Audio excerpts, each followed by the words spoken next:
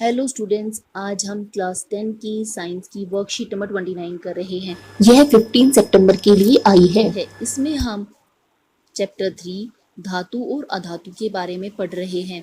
आज हमें आयनिक यौगिक के बारे में पढ़ना है। चलिए बच्चों, शुरू करते हैं।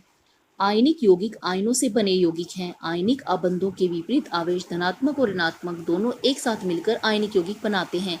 आयन एक परमाणु एकाधिक परमाणुओं का जटिल समूह हो सकता है। परमाणु जो इलेक्ट्रॉन प्राप्त करते हैं, इस प्रकार एक शुद्ध ऋणात्मक आवेश प्राप्त कर लेते हैं, उन्हें ऋणायन कहते हैं।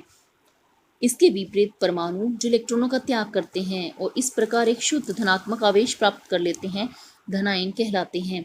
ऋणायन अधातु होते हैं जबकि धनायन धातु होते हैं।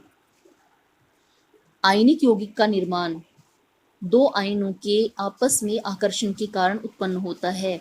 ये आयन किस प्रकार बनते हैं? आयन परमाणुओं से बनते हैं। धातु इलेक्ट्रॉन का त्याग करती है। इलेक्ट्रॉन का त्याग करने के कारण धातु के ऊपर धनावेश आ जाता है और अधातु इलेक्ट्रॉन ग्रहण करती है। इलेक्ट्रॉन ग्रहण करने के कारण इनके पर ऋणावेश आ जाता है। इस प्रकार बनी धनावेशित और ऋणावेशित परमाणुओं का आपस में आकर्षण उत्पन्न होता है और इन दोनों के वजह से आयनिक यौगिक का निर्माण होता है। यहाँ हम एक उदाहरण ले लेते हैं सोडियम का और क्लोरीन का। सोडियम एक धातु है, क्लोरीन एक अधातु है। जब सोडियम क्लोरीन से अभिक्रिया करती है तो सोडियम इलेक्ट्रॉन देता है और क्लोरीन इलेक्ट्रॉन लेता है और इस प्रकार दोनों में आकर्षण उत्पन्न होता है और एक आयनिक यौगिक का निर्माण हो जाता है। जब भी हम इसका सूत्र लिखेंगे तो धातु को पहले लिखा जाएगा और अधातु को बाद में लिखा जाएगा। आयनिक यौगिकों की भौतिक गुण। भौतिक प्रकृति। आयनिक यौगिक ठोस होते हैं। ये धनात्मक और ऋणात्मक आयनों के बीच प्रबल आकर्षण बल के कारण कुछ कठोर होते हैं। धनायन एवं ऋणायन के बीच आकर्षण बल के कारण इनमें कठोरता उत्पन्न होती है, परंतु जब इन पर दाब डाला जाता है तो ये भंगुर होते हैं, टूट जाते हैं। गलनांक एवं क्वथनांक। आयनिक यौगिकों में उच्च गलनांक एवं क्वथनांक होते हैं। ऐसा इसलिए होता है क्योंकि इनके बीच मजबूत अंतरायनिक आकर्षण को तोड़ने के लिए काफी मात्रा में ऊर्जा की आवश्यकता होती है। इनके बीच के आबंध इतने ज्यादा मजबूत होते हैं कि इन्हें तोड़ने के लिए इन अत्यधिक तापमान की आवश्यकता होती है, इसीलिए इनकी गलनांक व क्वथनांक ज्यादा होते हैं। घुलनशीलता। वैद्युत संयोजक यौगिक सामान्यतः जल में घुलनशील होते हैं और मिट्टी के तेल, पेट्रोल आदि जैसे विलायकों में अघुलनशील होते हैं। ये इस प्रकार के पदार्थ जल में तो घुल जाते हैं परंतु मिट्टी के तेल या पेट्रोल में नहीं घुलते, क्योंकि जल में वे सभी पदार्थ घुल सकते हैं जो आयनिक होते हैं। विद्युत चालकता। किसी विलयन से विद्युत के प्रवाह में आवेशित कणों की गतिशीलता आवश्यक होती है। विद्युत चालकता तब उत्पन्न होती है जब किसी पदार्थ में उसके इलेक्ट्रॉन या फिर उसके आयन चल सकें। आयनों के और इलेक्ट्रॉनों के चलने के कारण ही विद्युत उत्पन्न होती है। आयनिक यौगिकों के जलीय विलयन में आयन उपस्थित होते हैं। जब हम इस प्रकार के पदार्थ का जलीय विलयन बनाते हैं तो जलीय विलयन में इनके बीच के आबंध टूट जाते हैं और ये आयन के रूप में उत्पन्न हो जाते हैं और ये आयन विद्युत का प्रवाह कर सकते हैं। विलयन में विद्युत धारा प्रवाहित की जाती है तो आयन विपरीत इलेक्ट्रोड की ओर गमन करते हैं।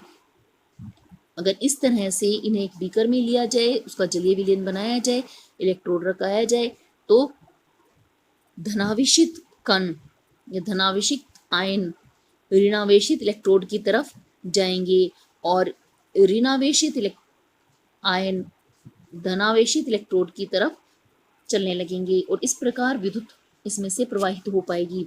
आयनिक यौगिक ठोस अवस्था में विद्युत का चालन नहीं करते, क्योंकि ठोस अवस्था में कठोर संरचना के कारण आयनों की गति संभव नहीं होती। आयनिक यौगिक सिर्फ जलीय विलयन में या फिर इन्हें गलित अवस्था में ही विद्युत संचालन कर सकते हैं। ये ठोस अवस्था में विद्युत का संचालन नहीं कर सकते, क्योंकि ठोस अवस्था में इनके बीच बने हुए आकर्षण बल इतने ज्यादा कठोर होते हैं कि उनमें गति संभव नहीं हो पाती है। लेकिन आयनिक यौगिक गलित अवस्था में जब इन्हें गला दिया जाए या बहुत अधिक तापमान देकर इनको पिघला दिया जाए तो इसमें विद्युत का संचालन कर पाते हैं, क्योंकि इस अवस्था में विपरीत आवेश वाले आयनों के मध्य स्थिर वैद्युत आकर्षण बल ऊष्मा के कारण कमजोर पड़ जाता है। ऊष्मा देने के कारण इनके बीच का बॉन्ड टूट जाता है। इसलिए आयन स्वतंत्र रूप से गमन करते हैं और विद्युत का संचालन करते हैं। यहाँ पर आयनिक यौगिकों के नाम दिए गए हैं: sodium chloride, lithium chloride, calcium oxide, magnesium chloride. और इनके गलनांक का मान दिया गया है, क्वथनांक का मान दिया गया है, जो कि केल्विन में है, और यह मान बहुत ज्यादा है। इसका कारण यही है कि इन्हें पिघलाने के लिए या इनको उबालने के लिए अत्यधिक तापमान की आवश्यकता होती है, क्योंकि इनके मध्य में कठोर आयनिक आबंध होते हैं। आइए अभ्यास करें। प्रश्न 1, परमाणु जो एक इलेक्ट्रॉन प्राप्त करते हैं और इस प्रकार एक शुद्ध ऋणात्मक आवेश प्राप्त करते हैं, उन्हें ऋण आयन कहते हैं।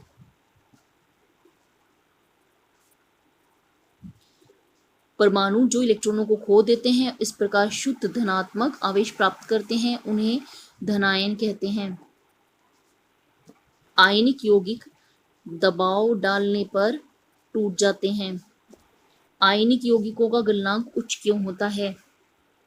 आयनिक यौगिकों का गलनांक उच्च इसलिए होता है क्योंकि इनके अंदर मजबूत अंतर आयनिक आकर्षण को तोड़ने के लिए काफी मात्रा में ऊर्जा की आवश्यकता होती है।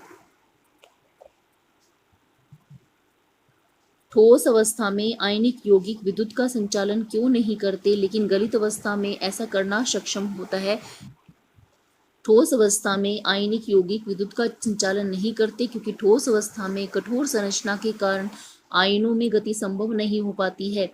लेकिन आयनिक यौगिक गलित अवस्था में विद्युत का संचालन करते हैं क्योंकि गलित अवस्था में विपरीत आवेश वाले आयनों के मध्य का आकर्षण बल ऊष्मा के कारण कमजोर पड़ जाता है और आयन स्वतंत्र रूप से चल सकते हैं। आज की वर्कशीट में बच्चों में इतना ही करना है। जल्द ही नेक्स्ट वर्कशीट के सॉल्यूशन के साथ मिलेंगे।